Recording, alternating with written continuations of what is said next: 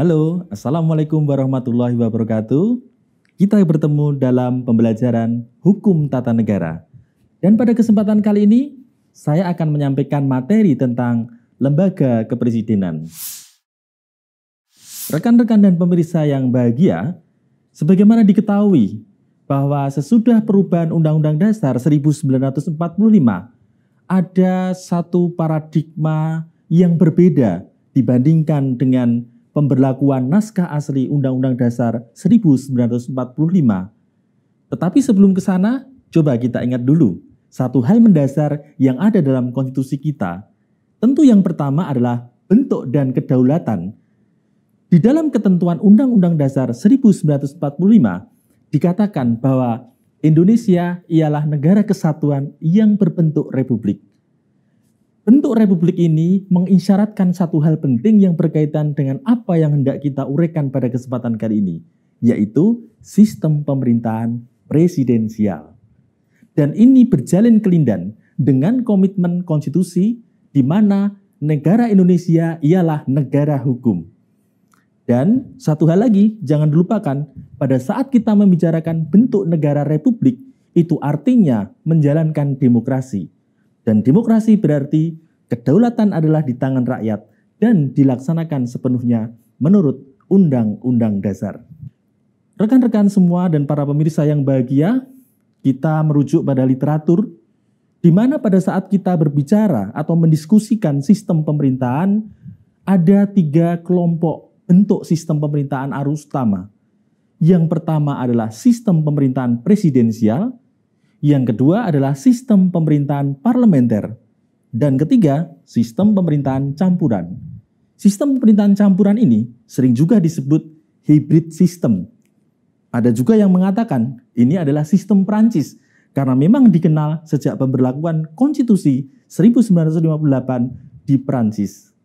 Nah, kalau kita melihat lagi identifikasi pembedaan sistem pemerintahan ini, nampak bahwa pertanyaan penting yang diajukan untuk pembedanya adalah bagaimanakah relasi antara cabang kekuasaan eksekutif dengan cabang kekuasaan legislatif. Mengapa demikian? Karena di dalam literatur, sistem pemerintahan itu memiliki 3 arti. Pertama, dalam arti paling luas, sistem pemerintahan artinya penyelenggaraan negara. Arti yang kedua, sistem pemerintahan dalam arti luas, yaitu keseluruhan organ-organ negara yang menjalankan kekuasaan. Ada cabang eksekutif, cabang legislatif, dan yudisial. Tetapi dalam arti paling sempit, dan ini relevan dengan definisi sistem pemerintahan yang menghasilkan 3 identifikasi kategori itu adalah bagaimanakah relasi antara kekuasaan eksekutif dengan kekuasaan legislatif. Dalam sistem pemerintahan presidensial, di sini dikatakan memiliki sejumlah ciri. Tapi harus diingat, ciri di sini adalah ciri dalam pengertian akademik. Sebab kalau kita telaah konstitusi ataupun kita meneliti praktek antara satu negara terhadap negara lain, pasti akan ada variasinya. Tapi telaah akademik ini penting. Untuk apa? Untuk memberikan panduan kepada kita mengenal sistem pemerintahan presidensial. Ayo kita lihat ciri-cirinya. Yang pertama, pemerintahan presidensial didasarkan pada pemisahan kekuasaan. Yang kedua, eksekutif tidak mempunyai kekuasaan untuk menyatu dengan legislatif. Prakteknya, masing-masing memiliki legitimasi politik sendiri yang ditandai antara lain dengan penyelenggaraan pemilu yang terpisah antara eksekutif dengan legislatif. Yang ketiga, kabinet bertanggung jawab pada presiden. Menteri-menteri diangkat dan diberhentikan oleh presiden. Kemudian ciri yang keempat adalah ada pemilu untuk memilih atau mengisi jabatan di lingkungan eksekutif. Jadi kalau kita simak kembali, sistem pemerintahan presidensial ini menempatkan ada sifat kekuasaan ganda, di mana antara posisi presiden sebagai kepala negara dan juga sebagai kepala pemerintahan itu menyatu dalam satu jabatan itu. Apa sih bedanya kepala negara dengan kepala pemerintahan itu? Kepala negara artinya melaksanakan fungsi eksekutif yang tidak memiliki konsekuensi hukum dan politik. Sering juga disebut sebagai hak prerogatif. Tetapi Kalau sebagai kepala pemerintahan, artinya melaksanakan fungsi-fungsi politik yang membawa konsekuensi pertanggungjawaban, baik secara hukum maupun secara politik. Oh ya, satu lagi, sebetulnya sistem presidensial ini memastikan eksekutif memegang jabatan dalam waktu tertentu dan tidak bisa diberhentikan dalam masa jabatan, kecuali menurut aturan yang ditetapkan oleh Undang-Undang Dasar. Oleh sebab itu, di dalam literatur kita melihat bahwa sistem presidensial cenderung dipilih karena dia menjanjikan stabilitas pemerintahan. Sekarang bagaimana dengan sistem pemerintahan parlementer? Sistem pemerintahan parlementer merupakan sistem pemerintahan di mana ada pemisahan antara posisi kepala negara dengan kepala pemerintahan. Sistem pemerintahan presidensial hanya berlangsung di dalam bentuk negara republik. Sementara sistem parlementer bisa diterapkan dalam bentuk negara republik maupun dalam negara yang berbentuk kerajaan. Umpamanya, untuk negara republik kita melihat contohnya adalah India, Singapura, dan lain-lain. Sementara untuk kerajaan kita melihat misalnya Malaysia, Kamboja, dan lain-lain. Tapi patron utama ketika membahas sistem pemerintahan parlementer ini adalah praktek ketatanegaraan di Inggris. Ini negara yang menjadi cikal bakal lahirnya sistem parlementer dalam konteks demokrasi modern.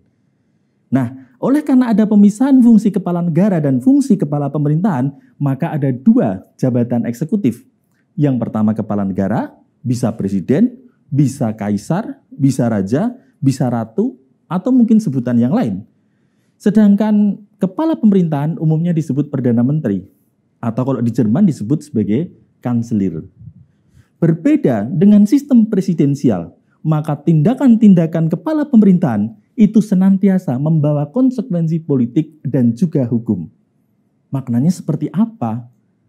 Begini, sistem ini terbentuk dari pemilu. Pemilu menghasilkan komposisi lembaga perwakilan. Kepala negara akan menunjuk ketua partai yang menguasai mayoritas parlemen untuk memegang pemerintahan. Oleh sebab itu, apabila dia menang mayoritas, maka tidak ada persoalan. Tapi bagaimana kalau kemudian yang terjadi adalah fragmentasi pemilu, di mana tidak ada satupun kekuatan politik yang bisa menguasai mayoritas absolut di parlemen? Maka membutuhkan koalisi. Nah, sistem ini kemudian sering dihindari karena beberapa hal, antara lain adalah tidak stabilnya pemerintahan. Kalau koalisi bubar, otomatis pemerintahan berhenti. Atau ketika seorang Perdana Menteri memperoleh mosi tidak percaya dari parlemen, pada saat dia menetapkan kebijakan, parlemen setiap saat bisa menuntut pertanggungjawaban Perdana Menteri atau menteri-menteri sebagai individual yang bisa membawa konsekuensi bahwa pertanggungjawaban itu ditolak, maka Perdana Menteri tidak ada pilihan lain kecuali meletakkan jabatan. Tapi kita lihat perkembangan di Uni Eropa, ada berbagai variasi, di mana pada saat terjadi krisis politik seperti itu, para kepala pemerintahan berpaling kepada presiden.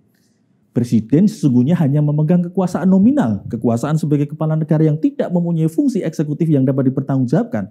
Tetapi makin lama dan makin hari kita melihat praktek di mana kepala negara senantiasa menggunakan prerogatifnya melampaui ketentuan konstitusi.